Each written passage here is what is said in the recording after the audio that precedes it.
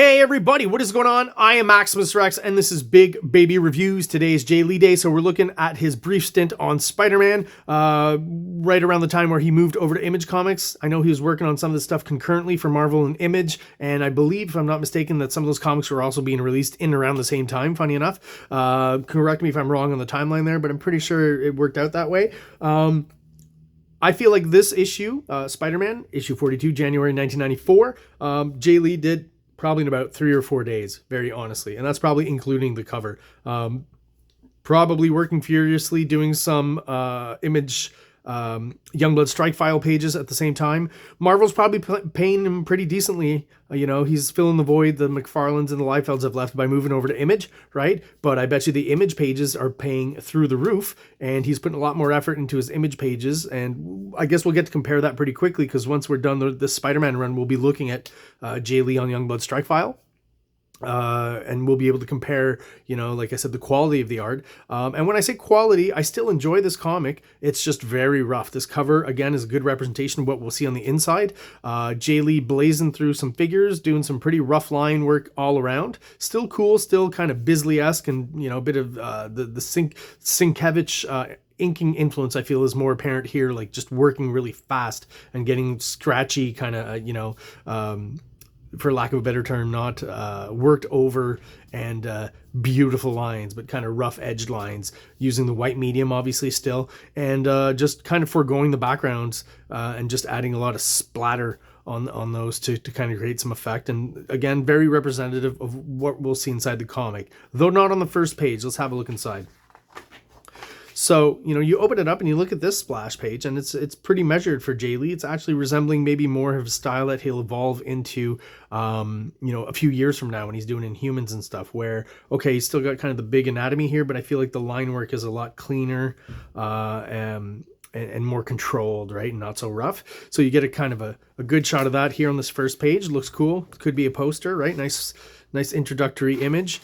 And then already, boom, with this double page splash here, even though I really like it, you can see right away the inking just gets instantly rougher. And you know, these bits kind of remind me of like Frank Miller on Dark Knight Returns, right?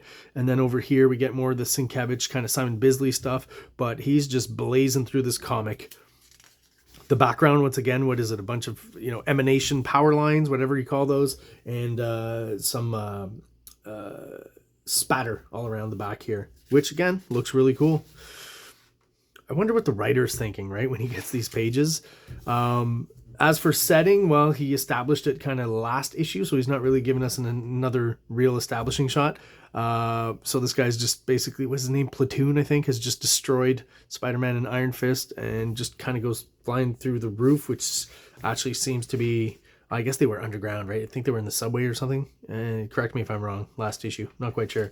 But him busting basically out of the ground through the asphalt.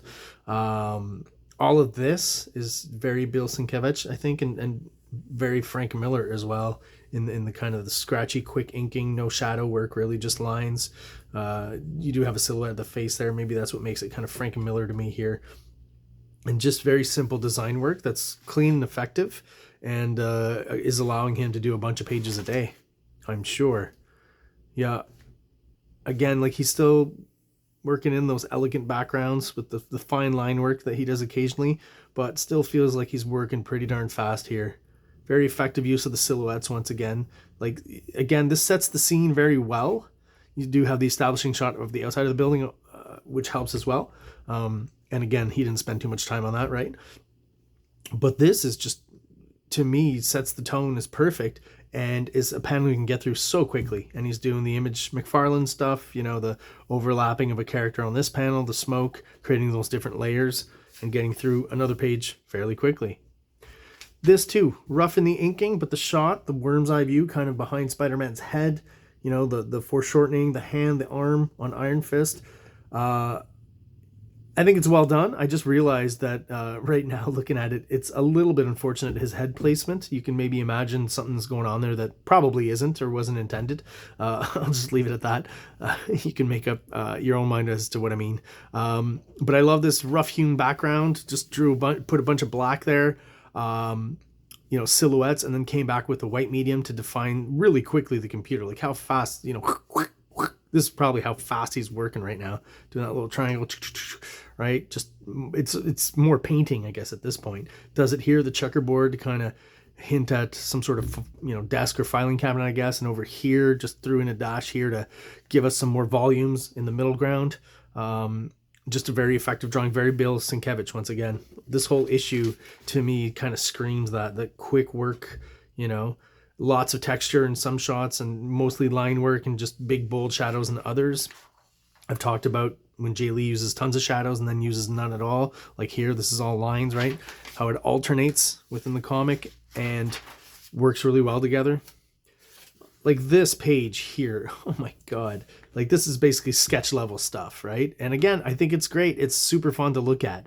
But oh my God, there's no perspective lines being drawn or anything. I mean, the inking is rough as hell. Some extra, just big, thick splatter at the top here. Real quick delineation of the contour of the hands here. And just, you know, like, dear Lord. But everything that needs to be there storytelling-wise is there, right?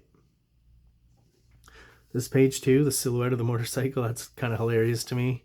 And this whole shot, I think, is awesome and clever and just well designed, right? These two lines indicating the, you know, the foreshortening of the trail of the motorcycle, and everything's in silhouette. And what are we establishing is that we're going to, obviously, the Brooklyn Bridge. You can see here in the back. Like, this is New York City for JAE Lee in this panel. Just two dark buildings and Brooklyn Bridge in the background, tilted horizon, two silhouettes of our heroes. And I mean, you are out really quickly. Again, I would posit this book was drawn in about 3-4 days. Probably like late nights and probably didn't sleep much, but still. Great shot here. Two things kind of stand out at me. We've got the bird's eye view kind of looking up at the whole scene. Pretty cool. Here's just you know, an indication that the police are there, so that's why the bridge is blocked off, I guess, right? Like, storytelling wise, it's just a bunch of schmutzes down, right? You understand there's vehicles, there's people, those lights, police, and someone added the sound effect, Aurora. I'm not sure how you're supposed to say that, but I assume that's a police siren. So that's all you need. Like, you know, he just established that in about 30 seconds with these blobs, these few little fine circles and a bit of lettering. It's pretty awesome. The Iron Fist dainty leg here is just hilarious to me. Like, it looks cool, very Simon Bisley on the motorcycle and everything. You know, it's a very Simon Bisley type motorcycle, I would say. But the foot with the Iron Fist shoe, and you know, it's kind of dainty to have your spandex cut off at the not the ankle, at the calf here, and then have the shoe on. Like, you add a heel, and that's basically some sort of, you know, it reminds me of dancers, basically. The Spider-Man silhouette, I think, is cool, but, you know, if you're going to commit to having a few volumes defined by the negative space, where he does it here, it confuses a bit with the bridge, and I feel like here you would have to have something here as well to kind of be consistent with all of that. So maybe it would have been more effective just as a pure silhouette. Not horrible in any way, but just a little detail there. And these next few pages, he's established that we're at the Brooklyn Bridge, and, you know, we're going to get very little indication that we're still there. We have to assume they're still in the same spot, but so Platoon's got some hostages, right? So yeah, for backgrounds, we're just relying on the colorist now. And I will say, I've mentioned before, whoever's coloring JAE Lee at this point, it's very similar kind of palette that was being used on Namor, I think, overall. There's a bit more bright colors, but just the sensibility, the saturation of the colors seem about the same, so it definitely works with his stuff. And the rougher look that he's got, you know, you wouldn't want to start coloring too complicated or modeling things out and doing lots of shading in the color. It's pretty flat, and I think it works really well for this style. It gets crazy again, like the background here, just the top of the Brooklyn Bridge. This is what we're getting, and I mean, we get it. That's what's amazing. You know, this is water. Just a bunch of scraggly lines he drew in. Using the silhouette to full advantage everywhere. Kind of weird here. He kind of even cuts off Platoon's head, which is a little weird. You know, maybe you want to adjust that, but he's drawn so fast at this point, it doesn't matter. Love this silhouette shot in the back with whatever screen tone or effect they added on top there. It looks really cool. It's like something you'd see on a screen in like a Terminator movie or something. The corporate bad dudes, right? they were established before. Now we're getting to see a little bit more of their faces, at least a few of them, as opposed to the full silhouettes they were before. Always amazed at the simplicity of, like, I guess this is when he talks about the Mike Mignola influence. Maybe this, I'm seeing it a bit more here, where it's pretty much just pure silhouette, very simple and effective. So we're back to Iron Fist and Spider-Man fighting Platoon. Where? On the Brooklyn Bridge, right? There it is. Excuse me. Again, pretty much just every 2-page spread kind of gives us a minute indication of the Brooklyn Bridge. So you saw the one before, right? I was talking about this bit of wiring and steel cable. And then on this one, it's like just you're on top of one of those masts of the bridge, I guess is what you call them. But that's about it. Platoon, I talked last review, just your generic 90s kind of supervillain, cybernetic robot guy with tons of guns. I feel like the way he was established at the end of last issue, he seemed a little more complex in his design than we're getting in this issue. And again, what I've talked about deadlines, that's probably the reason, giving us tons of silhouettes. But like, this is a very cool one. I think it works really well with him getting shot and the lighting effect there. Yeah, but he's just going 1,000 miles an hour. This whole panel here is just trippy. This is Spider-Man having created a Spider-Man parachute, letting the mother and her kid down to safety, and just this angle of it here where he's creating it and putting them inside, and the bird's eye view and everything, just insane. Like, what am I looking at, really? But through the storytelling, we completely understand what that is. Out of context, you would think this is some sort of Alice in Wonderland, surrealist kind of panel, right? And then boom, you got something pretty down to earth to a certain extent compared to this, the trippiness of this panel. But it's kind of funny when you see the silhouette here, because it doesn't really look like a mother and her baby, it just kind of looks like a man, right? Spider-Man's shadow here almost makes him look like he's actually got 6 legs. Wait, spiders have 6 legs or 8 legs? Not quite sure there. Anyone has the answer to that? Let me know in the comments.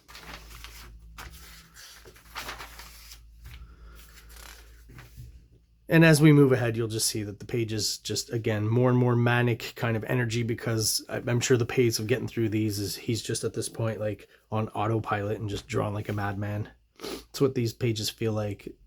A bit of a Mike Mignola vibe here.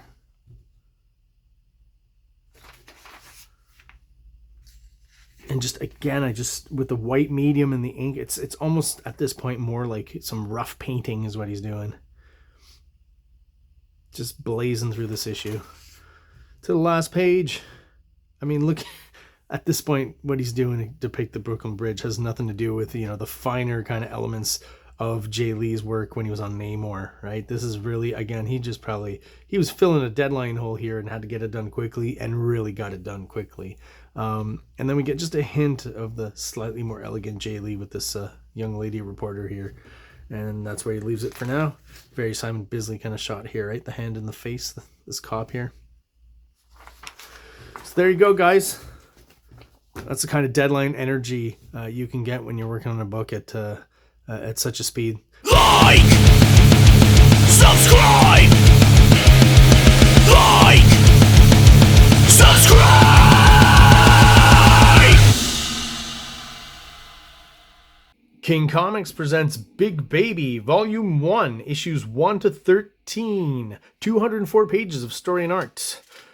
King Comics also presents Star Crasher one-shot, 32 pages, cosmic sci-fi surrealist adventure. You can find these fine comics at KingComics.CA, at MaximusRex13 on Instagram, or on Facebook, MaxRex or Big Baby.